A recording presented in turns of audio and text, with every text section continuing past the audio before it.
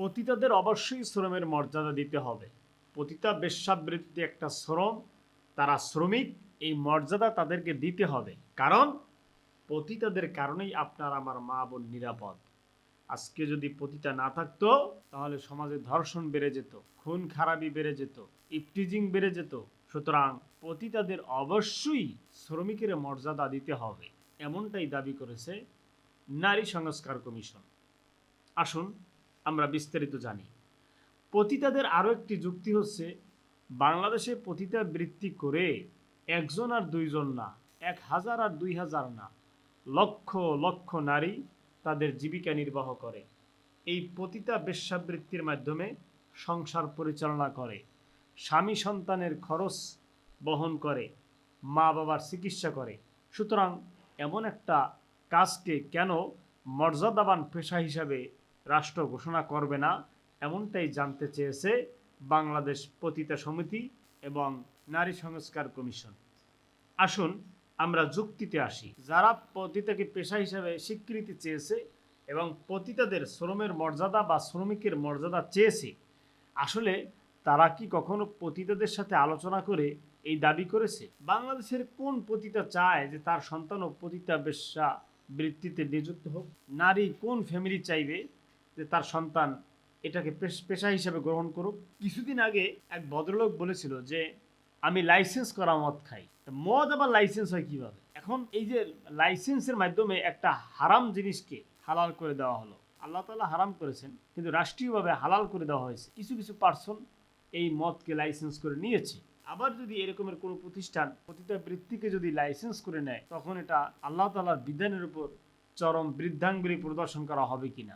যুক্তির খাতিরে যদি মেনেও নেই যে পতিতাকে শ্রমিকের মর্যাদা যদি দেওয়া হয়, তাহলে ভবিষ্যৎ কি হবে? ভবিষ্যৎ হবে যেমন বাংলাদেশে প্রত্যেকটা শ্রমের একটা আলাদা মন্ত্রণালয়, আলাদা তহবিল, আলাদা ফাউন্ডেশন, আলাদা একাডেমি আছে।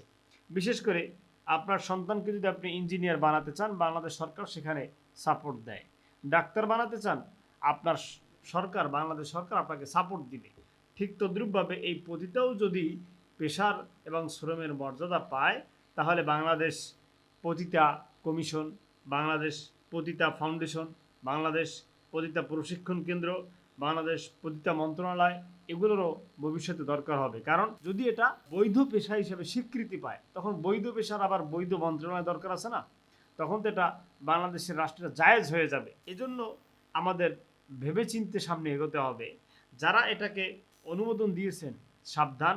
আপনারা দেখবেন যে এই পতিতারা তাদের চিন্তা ভাবনা কতদূর নিয়ে যায়। শুধু তাই না, তারা সংসদ পর্যন্ত চলে গেছে। পুরুষের সমান সংখ্যক তারা সংসদে আসন চায়। অথচ বাংলাদেশে যত পলিটিক্যাল দল আছে, রাজনৈতিক দল আছে, তাদের সাথে কি আলোচনা করা হয়েছে? বাংলাদেশের আওয়ামী লীগ, বিএনপি থেকে শুরু করে যারা আছে, তারা কি সমান সংখ্যক মহিলা আসন সংসদে পাঠাতে সক্ষম? এমন পরিস্থিতি কি বাংলাদেশে আছে? আসলে এই সংস্কার কমিশনে যারা আছে, তারা কি বাংলাদেশে ভালো চায় না খারাপ চায়, এটা একটু চিন্তার বিষয়। এবার আসেন পুনর্বাসনের ব্যাপারে কেন তাদের চিন্তা ভাবনা নাই? পতিতাদের যদি পুনর্বাসন করা হয়, বলা হয়ে থাকে যে অনেক সংখ্যায় অনেক, এই জন্য তাদের পুনর্বাসন সম্ভব না।